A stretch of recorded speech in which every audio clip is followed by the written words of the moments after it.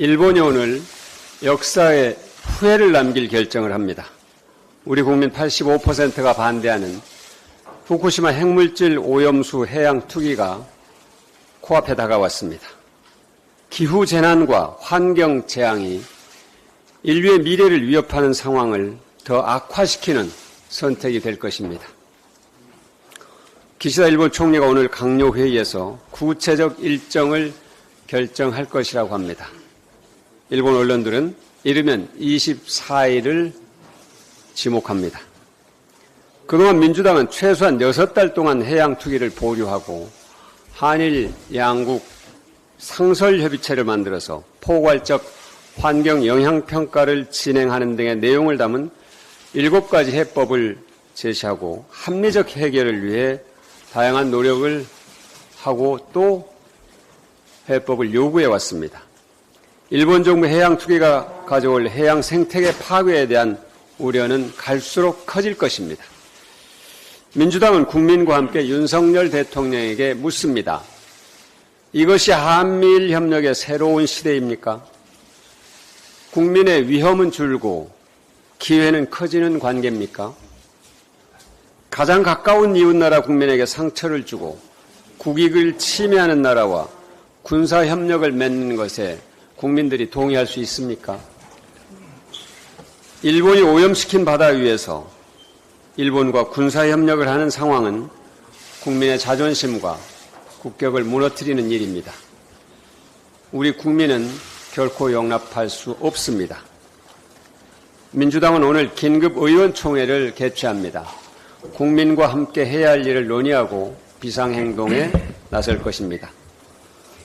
일본의 해양 투기로 발생할 수 있는 국내산 수산물의 소비 위축을 최소화하는 대책과 함께 후쿠시마 수산물 수입 금지가 해제되지 않도록 모든 방안을 준비하겠습니다. 어제 윤석열 대통령은 을지 국무회의에서 북한은 핵 사용도 불사할 것이라고 단정했습니다. 북한의 도발에 단호하게 대응하겠다는 의지를 밝힌 것으로 이해한다고 하더라도 우리 경제에 심각한 충격을 가져올 수 있는 매우 적절하지 않은 발언임을 지적합니다.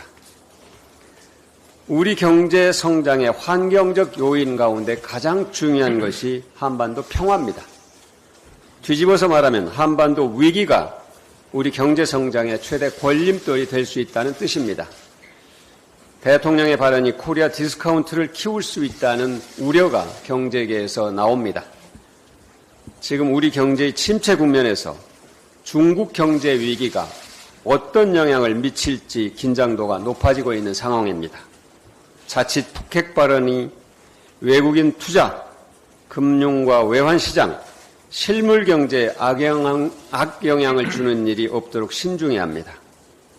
김대중 대통령을 비롯한 과거 민주당 정권 때 한반도 안정과 평화가 국제 신인도를 높이는 긍정적 효과를 가져왔다는 교훈을 잊지 말기 바랍니다. 어제는 MBC 이용마 기자가 우리 곁을 떠난 지 4년이 된 날입니다.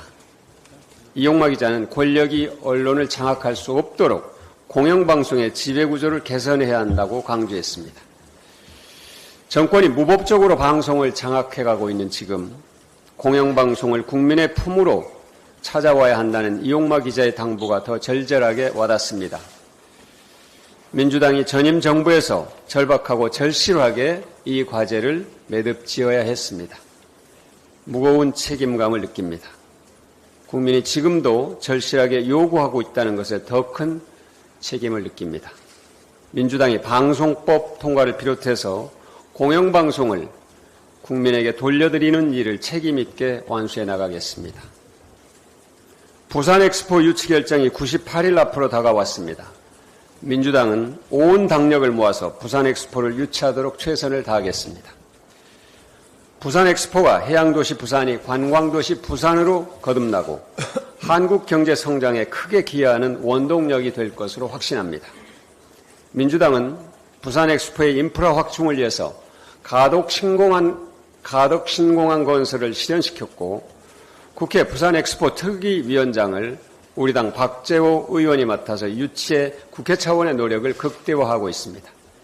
또 우리 당의 모든 의원들은 세계 각국의 의원 친선협회를 통해서 부산 엑스포 유치에 힘을 모아왔습니다. 민주당은 오는 11월 28일 프랑스 파리에서 2030 부산 엑스포의 함성을 반드시 들을 수 있도록 모든 노력을 다하겠습니다. 감사합니다.